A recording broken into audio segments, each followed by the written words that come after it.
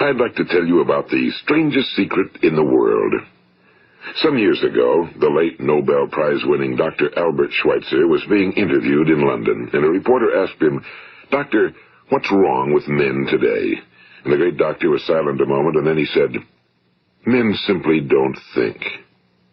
It's about this that I want to talk with you.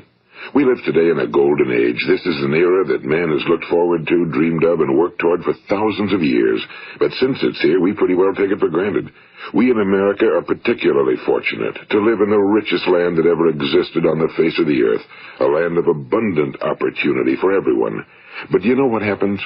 Well, let's take 100 men who start even at the age of 25. Do you have any idea what will happen to those men by the time they're 65? These 100 men who all start even at the age of 25 believe they're going to be successful. If you ask any one of these men if he wanted to be a success, he'd tell you he did. And there was a certain sparkle to his eye, an erectness to his carriage, and life seemed like a pretty interesting adventure to him. But by the time they're 65, 1 will be rich. 4 will be financially independent. 5 will still be working. 54 will be broke. Now think a moment. Out of the 100, only 5 make the grade. Now why do so many fail? What has happened to the sparkle that was there when they were 25? What's become of the dreams, the hopes, the plans? And why is there such a large disparity between what these men intended to do and what they actually accomplished? When we say about 5% achieve success, we have to define success. And here's the best definition I've ever been able to find. Success is the progressive realization of a worthy ideal. If a man is working toward a predetermined goal and knows where he's going, that man is a success. If he's not doing that, he's a failure. That man is a success. If he's not doing that, he's a failure. Success is the progressive realization of a worthy ideal. Rollo May, the distinguished psychiatrist, wrote a wonderful book called Man's Search for Himself. And in this book he says, the opposite of courage in our society is not cowardice. It is conformity. And there you have the trouble today. It's conformity. People acting like everyone else without knowing why, without knowing where they're going. Now think of it. In America right now, there are over 18 million people 65 years of age and older.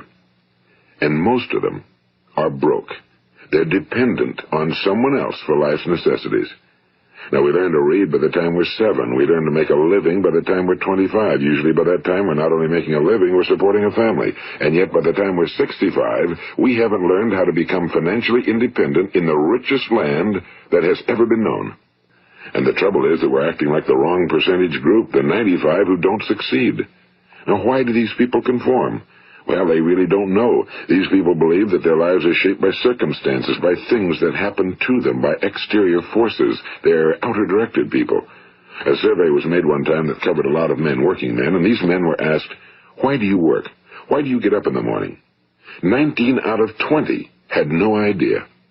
If you ask them, they'll say, well, everyone goes to work in the morning, and that's the reason they do it, because everyone else is doing it. Now let's get back to our definition of success. Who succeeds? The only person who succeeds is the person who is progressively realizing a worthy ideal. He's the person who says, I'm going to become this, and then begins to work toward that goal. I'll tell you who the successful people are. A success is the school teacher who's teaching school because that's what he or she wants to do. The success is the woman who's a wife and mother because he or she wants to do. The success is the woman who's a wife and mother because she wanted to become a wife and mother and is doing a good job of it. The success is the man who runs the corner gas station because that was his dream. That's what he wanted to do. The success is the successful salesman who wants to become a top-notch salesman and grow and build with his organization. A success is anyone who is doing deliberately a predetermined job because that's what he decided to do deliberately. But only 1 out of 20 does that. That's why today there isn't really any competition unless we make it for ourselves. Instead of competing, all we have to do is create. You know, for 20 years, I looked for the key which would determine what would happen to a human being. Was there a key I wanted to know which would make the future a promise that we could foretell to a large extent? Was there a key that would guarantee a person's becoming successful if he only knew about it and knew how to use it? Well, there is such a key, and I've found it. Have you ever wondered why so many men work so hard and honest and others don't seem to work hard and yet seem to get everything? They seem to have the magic touch. You've heard them say that about someone. Everything he touches turns to gold. And have you ever noticed that a man who becomes successful tends to continue to become successful? And on the other hand, have you noticed how a man who's a failure tends to continue to fail? Well, it's because of goals. Some of us have goals, some don't. People with goals succeed because they know where they're going. It's that simple. Think of a ship leaving a harbor, and think of it with the complete voyage mapped out and planned. The captain and crew know exactly where it's going and how long it'll take. It has a definite goal. Now, 9,999 times out of 10,000, it will get to where it started out to get. Now, let's take another ship, just like the first, only let's not put a crew on it or a captain at the helm. Let's give it no aiming point, no goal, no destination. We just start the engines and let it go. I think you'll agree with me that if it gets out of the harbor at all, it will either sink or one deserted beach, a derelict. It can't go any place because it has no destination and no guidance, and it's the same with a human being. Take the salesman, for example. There's no other person in the world today with the future of a good salesman. Selling is the world's highest paid profession, if we're good at it and if we know where we're going. Every company needs top-notch salesmen, and they reward those men. The sky's the limit for them. But how many can you find? Someone once said the human race is fixed, not to prevent the strong from winning, but to prevent the weak from losing. The American economy today can be likened to a convoy in time of war. The entire economy is slowed down to protect its weakest link, just as the convoy had to go at the speed that would permit its slowest vessel to remain in formation. That's why it's so easy to make a living today. It takes no particular brains or talent to make a living and support a family today. So we have a plateau of so-called security, if that's what a person's looking for. Or so-called security, if that's what a person's looking for. But we do have to decide how high above this plateau we want to aim. Now let's get back to the strangest secret in the world, the story that I wanted to tell you today. Why do men with goals succeed in life and men without them fail? Well, let me tell you something which, if you really understand it, will alter your life immediately. If you understand completely what I'm going to tell you from this moment on, your life will never be the same again. You will suddenly find that good luck just seems to be attracted to you. The things you want just seem to fall in line, and from now on you won't have the problems, the worries, the gnawing lump of anxiety that perhaps you've experienced before. Doubt, fear, well, they'll be things of the past. Here's the key to success and the key to failure. We become what we think about. Now let me say that again. We become what we think about. Disagreed with one another on many different things. It's only on this one point that they are in complete and unanimous agreement. Listen to what Marcus Aurelius, the great Roman emperor, said. A man's life is what his thoughts make of it. Disraeli said this, everything comes if a man will only wait. I've brought myself by long meditation to the conviction that a human being with a settled purpose must accomplish it, and that nothing can resist a will that will stake even existence for its fulfillment. Ralph Waldo Emerson said this, a man is what he thinks about all day long. William James said, the greatest discovery of my generation is that human beings can alter their lives by altering their attitudes of mind. And he also said, we need only in cold blood act as if the thing in question were real, and it will become infallibly real by growing into such a connection with our life that it will become real. It will become so knit with habit and emotion that our interests in it will be those which characterize belief. And he also said, if you only care enough for a result, you will almost certainly attain it. If you wish to be rich, you will be rich. If you wish to be learned, you will be learned. If you wish to be good, you will be good. Only you must then really wish these things and wish them exclusively, and not wish at the same time 100 other incompatible things just as strongly. In the Bible, you read in Mark 9:23, if thou canst believe, all things are possible to him that believeth. My old friend Dr. Norman Vincent Peale put it this way, this is one of the greatest laws in the universe. Fervently do I wish I had discovered it as a very young man. It dawned upon me much later in life, and I found it to be one of the greatest, if not my greatest discovery outside of my relationship to God. The great law, briefly and simply stated, is that if you think in negative terms, you will get negative results. If you think in positive terms, you will achieve positive results. That is the simple fact, he went on to say, which is at the basis of an astonishing law of prosperity and success. In 3 words, believe and succeed. William Shakespeare put it this way: our doubts are traitors and make us lose the good we oft might win by fearing to attempt. George Bernard Shaw said, people are always blaming their circumstances for what they are. I don't believe in circumstances. The people who get on in this world are the people who get up and look for the circumstances they want, and if they can't find them, make them. Well, it's pretty apparent, isn't it? And every person who discovered this for a while believed that he was the first one to work it out. We become what we think about. Now, it stands to reason that a person who's thinking about a concrete and worthwhile goal is going to reach it, because that's what he's thinking about, and we become what we think about. Conversely, the man who has no goal, who doesn't know where he's going, and whose thoughts must therefore becomes what he thinks about. His life becomes one of frustration and fear and anxiety and worry, and if he thinks about nothing, he becomes nothing. Now, how does it work? Why do we become what we think about? Well, I'll tell you how it works as far as we know. Now, to do this, I want to tell you about a situation that parallels the human mind. Suppose a farmer has some land, and it's good fertile land.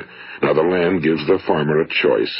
He may plant in that land whatever he chooses. The land doesn't care. It's up to the farmer to make the decision.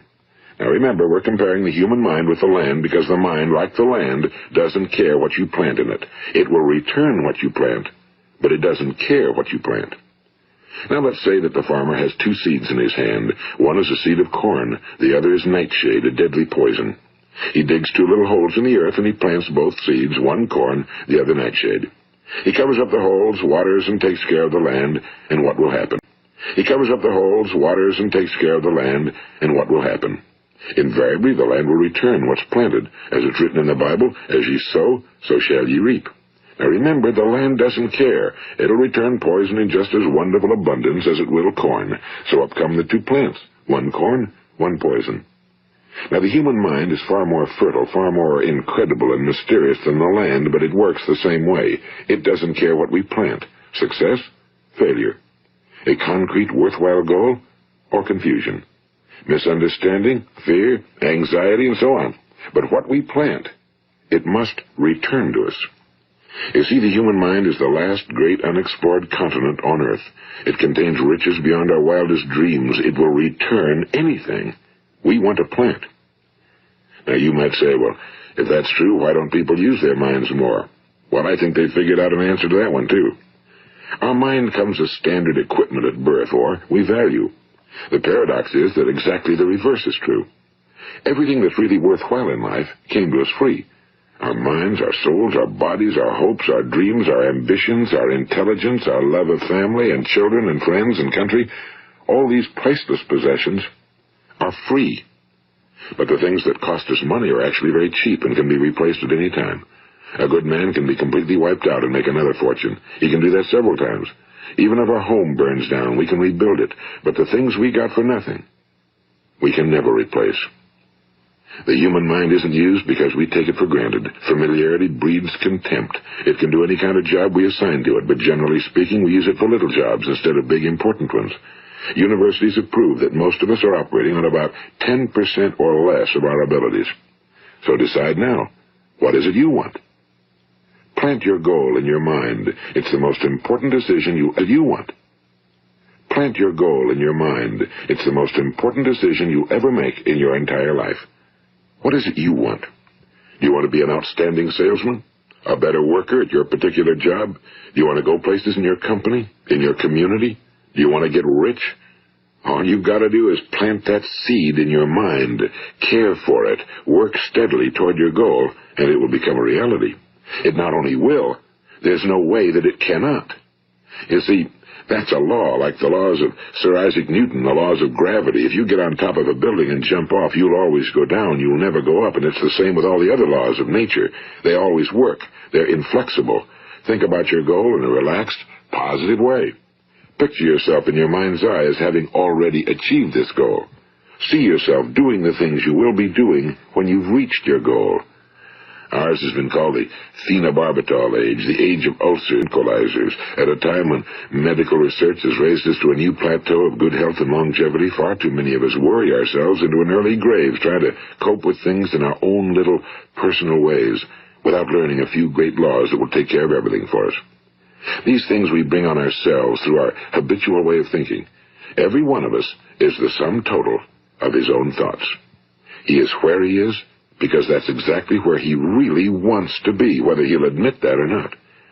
Each of us must live off the fruit of his thoughts in the future, because what you think today and tomorrow, next month and next year, will mold your life and determine your future.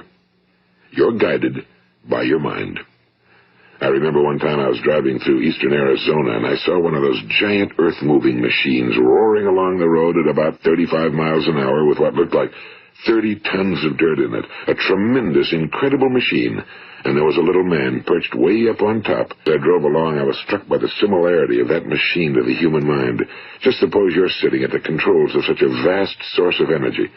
Are you going to sit back and fold your arms and let it run itself into a ditch? Or are you going to keep both hands firmly on the wheel and control and direct this power to a specific, worthwhile purpose? It's up to you. You're in the driver's seat. You see, the very law that gives us success is a two-edged sword. We must control our thinking. The same rule that can lead a man to a life of success, wealth, happiness, and all the things he ever dreamed of for himself and his family. That very same law can lead him into the gutter. It's all in how he uses it, for good or for bad. This is the strangest secret in the world. Now, why do I say it's strange, and why do I call it a secret? Actually, it isn't a secret at all. It was first promulgated by some of the earliest wise men, and it appears again and again throughout the Bible, but very few people have learned it, understand it. That's why it's strange. People have learned it, understand it. That's why it's strange, and why for some equally strange reason it virtually remains a secret. I believe that you could go out and walk down the main street of your town and ask one man after another what the secret of success is, and you probably wouldn't run into one man in a month who could tell you. Now, this information is enormously valuable to us if we really understand it and apply it. It's valuable to us not only for our own lives, but the lives of those around us, our families, employees, associates, and friends. Life should be an exciting adventure. It should never be a bore. A man should live fully, be alive. He should be glad to get out of bed in the morning. He should be doing a job he likes to do because he does it well. One time I heard Grove Patterson, the great late editor-in-chief of the Toledo Daily Blade, make a speech, and as he concluded his speech, he said something I've never forgotten. He said, "My years in the newspaper business have convinced me of several things. Among them, that people are based someplace, and we're going someplace. So we should make our time here an exciting adventure. The architect of the universe didn't build a stairway leading nowhere." And the greatest teacher of all, the carpenter from the plains of Galilee, gave us the secret time and time again. As ye believe, so shall it be done unto you. I've explained the strangest secret in the world and how it works. Now, on this side, I want to explain how you can prove to yourself the enormous returns possible in your own life by putting this secret to a practical test. I want you to make a test that will last 30 days. It isn't going to be easy, but if you'll give it a good try, it will completely change your life for the better. Now, back in the 17th century, Sir Isaac Newton, the English mathematician and natural philosopher, gave us some natural laws of physics which apply as much to human beings as they do to the movement of bodies in the universe. And one of these laws is that for every action, there is an equal and opposite reaction. Simply stated, as it applies to you and me, it means we can achieve nothing without paying the price. The results of your 30-day experiment will be in direct proportion to the effort you put forth. To be a doctor, you must pay the price of long years of difficult study.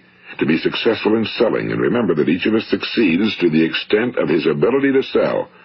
Selling our families on our ideas, selling education in schools, selling our children on the advantages of living the good and honest life, selling our associates and employees on the importance of being exceptional people. To, of course, the profession of selling itself. But to be successful in selling our way to the good life, we must be willing to pay the price. Now, what is that price? Well, it's many things. First, it's understanding emotionally, as well as intellectually, that we literally become what we think about, that we lives. It's understanding fully that as ye sow, so shall ye reap. Second, it's cutting away all fetters from the mind and permitting it to soar as it was divinely designed to do. It's the realization that your limitations are self-imposed and that the opportunities for you today are enormous beyond belief. It's rising above narrow-minded pettiness and prejudice. And third, it's using all your courage to force yourself to think positively on your own problem, to set a definite and clearly defined goal for yourself, to let your marvelous mind think about your goal from all possible angles, to let your imagination speculate freely upon many different possible solutions, to refuse to believe that there are any circumstances sufficiently strong to defeat you in the accomplishment of your purpose, to act promptly and decisively when your course is clear, and to keep constantly aware of the fact that you are, at this moment, standing in the middle of your own acres of diamonds, as Russell Conwell used to point out. And for every dollar you earn. It's also remembering that no matter what your present job, it has enormous possibilities, if you're willing to pay the price. Now let's just go over the important points in the price each of us must pay to achieve the wonderful life that can be ours. It is, of course, worth any price. 1. You will become what you think about. 2. Remember the word imagination and let your mind begin to soar.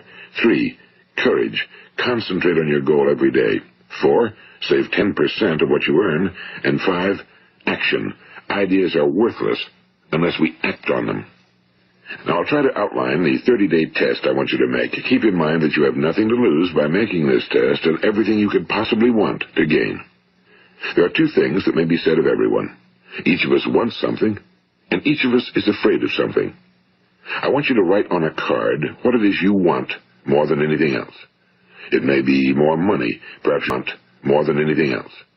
It may be more money, perhaps you'd like to double your income or make a specific amount of money. It may be a beautiful home. It may be success at your job. It may be a particular position in life. It could be a more harmonious family. Each of us wants something.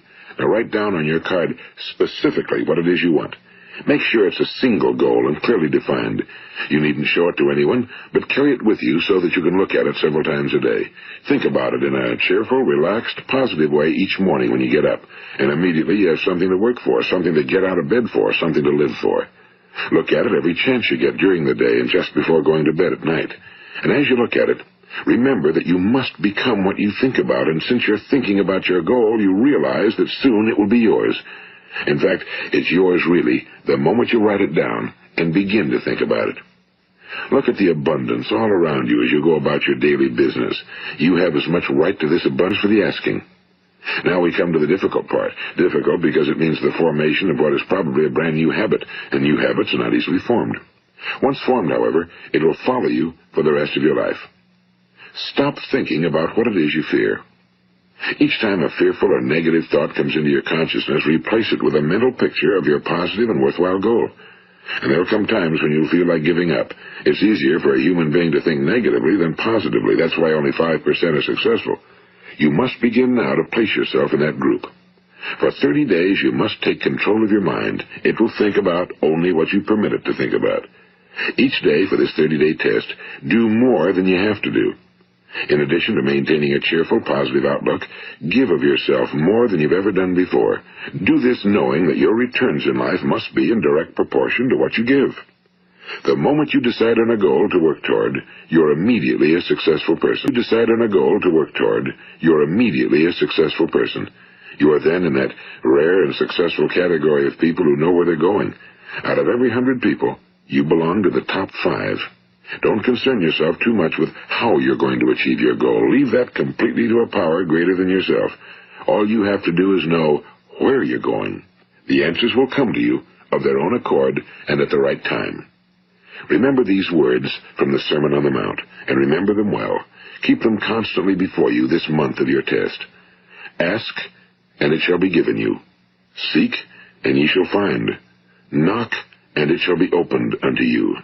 For every one that asketh receiveth, and he that seeketh findeth, and to him that knocketh it shall be opened. It's as marvelous and as simple as that.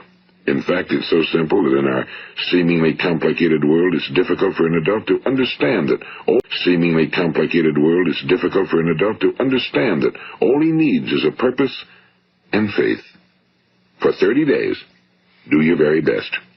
If you're a salesman, go at it as you've never done before, not in a hectic fashion, but with the calm, cheerful assurance that time well spent will give you the abundance in return you deserve and want. If you're a homemaker, devote your 30-day test to completely giving of yourself without thinking about receiving anything in return, and you'll be amazed at the difference it makes in your life. No matter what your job, do it as you've never done it before for 30 days. And if you've kept your goal before you every day, you'll wonder and marvel at this new life you've found. Dorothea Brand, the outstanding editor and writer, discovered it for herself and tells about it in her fine book, Wake Up and Live. Her entire philosophy is reduced to the words, act as though it were impossible to fail. She made her own test with sincerity and faith, and her entire life was changed to one of overwhelming success. Simply another word for faith. If you didn't have faith, you'd never persist. If you should fail during your first 30 days, by that I mean suddenly find yourself overwhelmed by negative thoughts, you've got to start over again from that point and go 30 more days. Gradually, your new habit will form until you find yourself one of that wonderful minority to whom virtually nothing is impossible. And don't forget the card. It's vitally important as you begin this new way of living. On one side of the card, write your goal, whatever it may be. On the other side, write the words we've quoted from the Sermon on the Mount. Ask, and it shall be given you. Seek, and ye shall find. Knock, and it shall be opened unto you. Nothing great was ever accomplished without inspiration. See that during these crucial first 30 days, your own inspiration is kept at a peak. And above all, don't worry. Worry brings fear, and fear is crippling. The only thing that can cause you to worry during your test is trying to do it all yourself. The only thing that can cause you to worry during your test is trying to do it all yourself. Know that all you have to do is hold your goal before you. Everything else will take care of itself. Remember also to keep calm and cheerful. Don't let petty things annoy you and get you off course. Now, since making this test is difficult, some will say, why should I bother? Well, look at the alternative. No one wants to be a failure. No one really wants to be a mediocre individual. No one wants a life constantly filled with worry and fear and frustration. Therefore, remember that you must reap that which you sow. If you sow negative thoughts, your life will be filled with negative things. If you sow positive thoughts, your life will be cheerful, successful, and positive. Now, gradually, you will have a tendency to forget what you've heard on this recording. Play it often. Keep reminding yourself of what you must do to form this new habit. Gather your whole family around at regular intervals and listen to what's been said here. You know, most men will tell you that they want to make money without understanding the law. The only people who make money. This is what causes those who keep looking for something for nothing or a free ride to fail in life. The only way to earn money is by providing people with services or products which are needed and useful. We exchange our time and our product or service for the other man's money. Therefore, the law is that our financial return will be in direct proportion to our service. Now, success is not the result of making money. Making money is the result of success, and success is in direct proportion to our service. Most people have this law backwards. They believe that you're successful if you earn a lot of money. The truth is that you can only earn money after you're successful. It's like the story of the man who sat in front of the stove and said to it, "Give me heat, and then I'll add the wood." How many men and women do you know, or do you suppose there are today, who take the same attitude toward life? There are millions. We've got to put the fuel in before we can expect heat. Likewise, we've got to be of before we can expect heat. Likewise, we've got to be of service first before we can expect money. Don't concern yourself with the money. Be of service, build, work, dream, create. Do this, and you'll find there's no limit to the prosperity and abundance that will come to you. Prosperity, you know, is founded upon a law of mutual exchange. Any person who contributes to prosperity must prosper in turn himself. Sometimes the return will not come from those you serve, but it must come to you from someplace, because that's the law.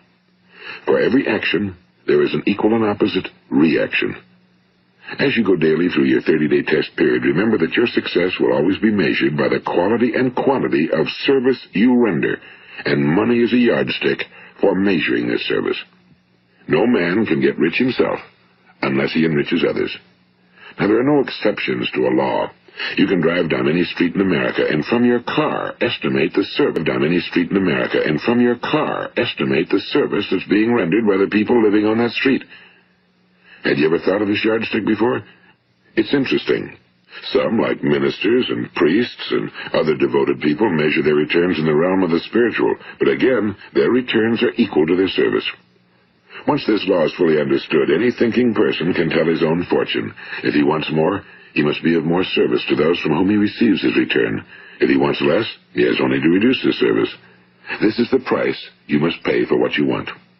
If you believe you can enrich yourself by deluding others, you can end only by deluding yourself. It may take some time, but just as surely as you breathe, you'll get back what you put out. Don't ever make the mistake of thinking you can avert this. It's impossible. The prisons and the streets where the lonely walk are filled with people who tried to make new laws just for themselves. We may avoid the laws of man for a while, but a medical doctor recently pointed out 6 steps that will help you realize success. 1. Set yourself a definite goal. 2. Quit running yourself down. 3. Stop thinking of all the reasons why you cannot be successful and instead think of all the reasons why you can. 4.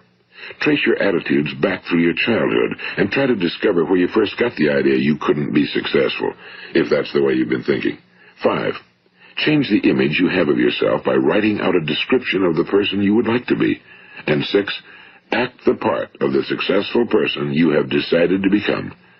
The doctor who wrote those words is a noted West Coast psychiatrist, Dr. David Harold Fink. Do what the experts since the dawn of recorded history have told you you must do. Pay the price by becoming the person you want to become. It's not nearly as difficult as living unsuccessfully.